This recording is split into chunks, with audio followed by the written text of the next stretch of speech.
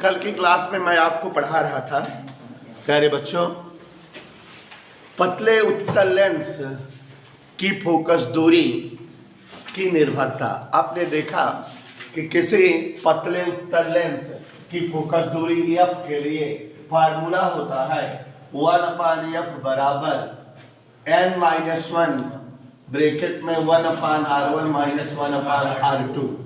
इस बात से ये स्पष्ट है कि f inversely proportional to n। मतलब हमने कल आपको दिखाया था कि किसी उत्तल लेंस की फोकस दूरी लेंस के पदार्थ के अपवर्तनांक पर निर्भर करती है। और इस बात से ये पता लगी थी बच्चों कि अगर जो है सातों रंग के प्रकाश का अपवर्तनांक भिन्न भिन्न होता है तो सातों रंग के प्रकाश हेतु लेंस की फोकस दूरी भी भिन्न भिन्न प्राप्त होगी। कल आपको बहुत बढ़िया सा समझाए थे कि अगर जो है बैगनी प्रकाश का अपवर्तनांक अधिक होता है तो जाहिर है कि बैगनी प्रकाश के लिए लेंसों की फोकस दूरी कम होगी, और लाल प्रकाश का अपवर्तनांक सबसे कम होता है अन्य सभी रंगों के प्रकाश की अपेक्षा। इसलिए लाल प्रकाश में लेंसों के पदार्थ की फोकस दूरी सर्वाधिक होगी। और यहाँ पर समझाए थे अरसलान ठाकुर कि जब जो है भिन्न भिन्न रंगों के प्रकाश की फोकस दूरियां भिन्न भिन्न है तो किसी वस्तु का भिन्न भिन्न रंगों के प्रकाश में प्रतिबिंब भिन्न भिन्न साइज का और भिन्न भिन्न स्थान पर बनता है, और प्रतिबिंब बनने का यह दोष वर्ण विपथन कहलाता है। आपको समझाए थे कि वर्ण विपथन दो प्रकार का होता है और जो कंपटीशन के दृष्टिकोण से महत्वपूर्ण है, अच्छे वर्ण विपथन और अनुदैर्ध्य वर्ण विपथन या पार्श्विक वर्ण विपथन। आपको बताए थे कि अगर किसी भी वस्तु का भिन्न भिन्न रंगों के प्रकाश के लिए बना प्रतिबिंब भिन्न भिन्न स्थान पर हो तो यह दोष अच्छी वर्ण विपथन कहलाता है, और इसकी वैल्यू ω/Fy या Fr - F भी होती है। और अगर किसी वस्तु का प्रतिबिंब भिन्न भिन्न रंगों के प्रकाश में अलग अलग माप का बने तो यह दोष पार्श्विक वर्ण विपथन कहलाता है। दो लेंस यदि इस प्रकार संयुक्त कर दिए जाएं कि उनके द्वारा किसी भी वस्तु का बना प्रतिबिंब एक ही स्थान पर और एक ही माप का भिन्न भिन्न रंगों के प्रकाश में प्राप्त हो तो लेंस संयोग अवर्णक संयोग कहलाता है, और यह घटना अवर्णकता कहलाती है। और अवर्णकता के लिए शर्त बताए थे ω1/F1 + ω2/F2 बराबर 0। यही बताए थे कंडीशन होती है, अवर्णकता प्रतिबंध होती है कि दो लेंसों में अगर फोकस दूरी दिया रहे तो अवर्णकता का प्रतिबंध आ जाएगा, या अवर्णकता दिया रहे तो फोकस दूरी का प्रतिबंध आ जाएगा। और आपको बताए थे कि लेंसों के पदार्थ की फोकस दूरी वक्रता त्रिज्या पर चिन्ह के अनुसार डिपेंड करती है। उत्तल लेंस की फोकस दूरी अपवर्तक पृष्ठों की आकृति के अनुसार धनात्मक और अवतल लेंस की फोकस दूरी ऋणात्मक होती है। फिर उसके बाद एक और टॉपिक बताए थे कि यदि लेंस को किसी द्रव में डुबो दिया जाए तो लेंस की फोकस दूरी परिवर्तित हो जाती है। अगर किसी लेंस को लेंस के पदार्थ के अपवर्तनांक के समान अपवर्तनांक वाले द्रव में डुबोया जाए तो लेंस जो है समतल प्लेट की भांति व्यवहार करने लगता है, इसकी फोकस दूरी अनंत हो जाती है। और अगर लेंस को ऐसे द्रव में डुबोया जाए जिसका अपवर्तनांक खुद लेंस के अपवर्तनांक से ज़्यादा हो, तो द्रव का अपवर्तनांक यदि ज़्यादा है जिस द्रव में लेंस डुबोया जा रहा है तो लेंस की प्रकृति बदल जाएगी, लेंस भिन्न प्रकृति की तरह व्यवहार करने लगेगा। उत्तल लेंस जो है अवतल लेंस की तरह, और अवतल लेंस यदि रहेगा तो उत्तल लेंस की तरह बिहेव करने लगेगा। और तीसरा स्टेप बताए थे कि यदि किसी लेंस को ऐसे द्रव में डुबोया जाए जिसका अपवर्तनांक खुद लेंस के अपवर्तनांक से कम हो, जैसे कि कांच के लेंस को जल में डुबो दिया जाए, तो समझाए थे कि लेंस की प्रकृति नहीं प्रभावित होती लेकिन लेंस की फोकस दूरी प्रभावित हो जाती है। लेंस के फोकस दूरी का परिमाण कम ज़्यादा हो जाता है। तो इतनी बातें हम लोगों ने बेटा सीखा था और अच्छे से समझा था, नो डाउट। एक छोटा सा टॉपिक और बनता है संयुक्त लेंस की फोकस दूरी का व्यंजक।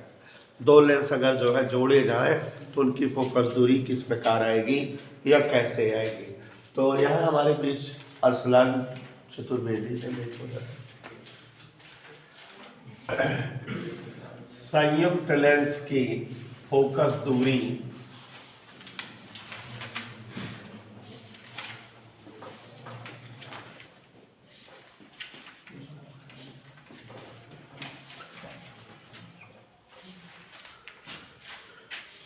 सभी साथीगण ध्यान दें, साफ साफ स्पष्ट है कि कोई दो लेंस हमको जोड़ना है और जोड़ने के उपरांत खुशी जी उनकी फोकस दूरी पता करनी है, कैसे होगी या किस तरह से हो जाएगी। Is that clear? ओके, तो अब ध्यान से देखिए जरा। मान लेते हैं ये एक पतला उत्तल लेंस है। क्या है बच्चों? ये पतला उत्तल लेंस है।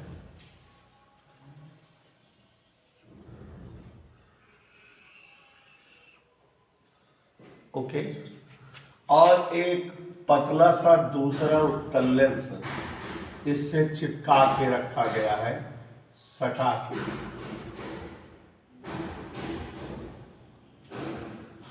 दोनों लेंस अलग अलग फोकस दूरी के हैं, ऐसा हम मान लेंगे। सभी को दिखा?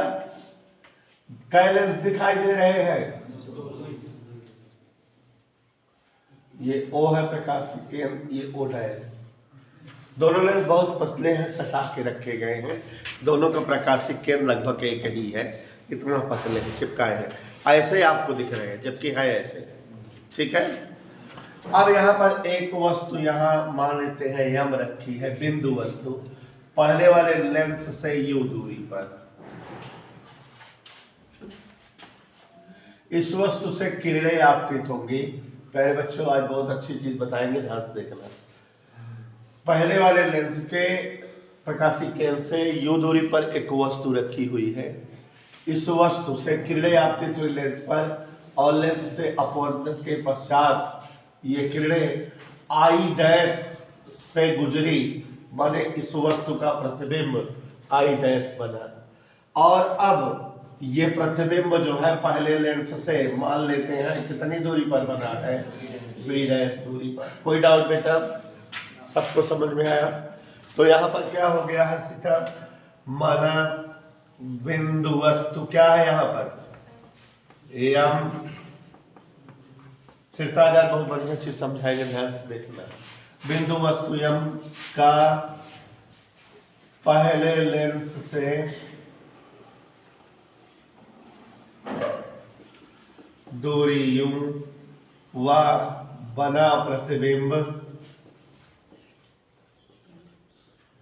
I डैश लेंस से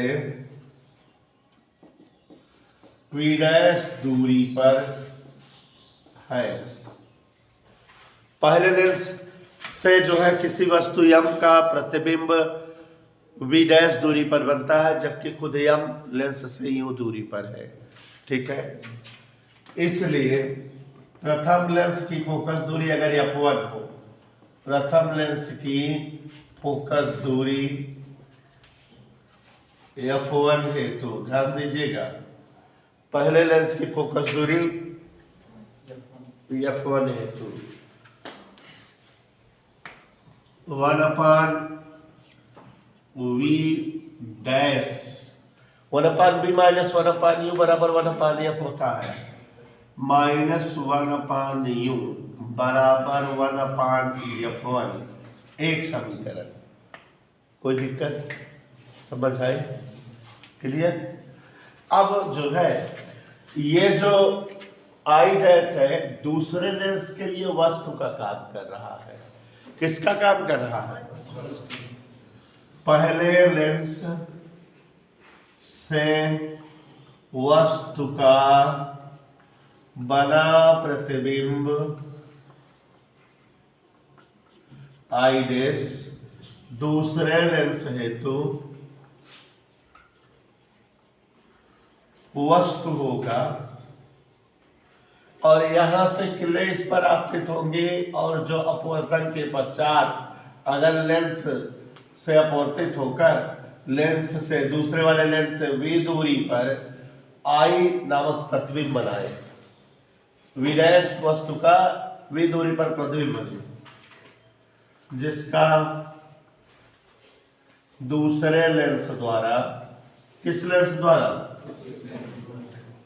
बना प्रतिबिंब, चित्र देख के बताओ, आई हो तो दूसरे लेंस की फोकस दूरी का भी फार्मूला लगा दें। दूसरे लेंस की फोकस दूरी का फार्मूला क्या होगा? 1/v माइनस 1/v डैश बराबर 1/, is that okay? Any doubt? दोनों समीकरण जोड़ दे बेटा। देखो हम चाहते तो चिन्ह भी लेके चलते, लेकिन ये सूत्र चिन्ह रख कर बनाया गया है ना, इसलिए नहीं ले रहे हैं। ले लोगे तो भी गलत नहीं होगा। पहला और दूसरा जोड़ने बोलो। तो देखो ये 1/v डैश माइनस 1/u बराबर 1/f1, 1/v minus 1/v dash बराबर 1/f2। जोड़ा जारी करो, ये कट गया। 1/v माइनस 1/u बराबर 1/f1 प्लस 1/f2 समीकरण 3। देखो जरा, एक बात यहाँ पर टेक्निकल समझने की है कि अगर पहले लेंस से कितनी दूरी पर वस्तु रखी गई है, यो दूरी पर, तो पहले लेंस में इसका प्रतिबिंब v डैश दूरी पर बनाया, लेकिन आपने एक लेंस और रख दिया तो वही v डैश जो है v दूरी पर बन गया। तो फाइनली दोनों लेंसों के कारण u दूरी पर स्थित वस्तु का v दूरी पर प्रतिबिंब बन रहा है, माने दोनों लेंस मिलकर यही कर रहे हैं। ठीक है ना भाई? एक लड़का इस कुर्सी को आके धक्का मारा, कुर्सी जो है यहाँ तक चली गई, यहाँ पहुंच गई। एक और लड़का आया और धक्का मारा, कुर्सी जो है वहां उस कुर्सी के पास पहुंच गई। तो फाइनली दोनों लड़कों के कारण कुर्सी वहां तक पहुंची है ना?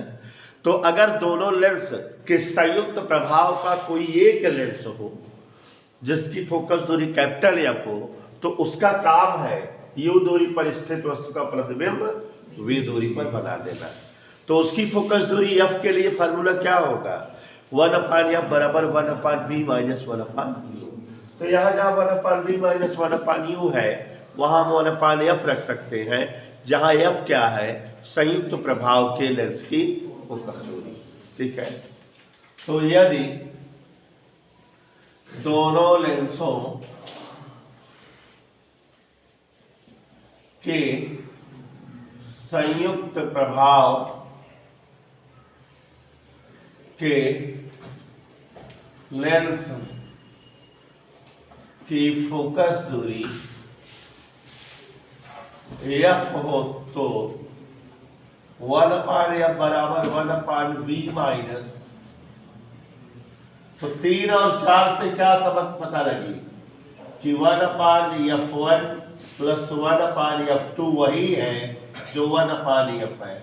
तो संयुक्त लेंस की फोकस दूरी का व्यंजक प्राप्त हो गया कि अगर f1 और f2 फोकस दूरियों वाले लेंस को संयुक्त कर दिया जाए तो परिणामी लेंस की फोकस दूरी f के लिए 1/f बराबर 1/f1 प्लस 1/f2 ये डेरिवेशन होगा।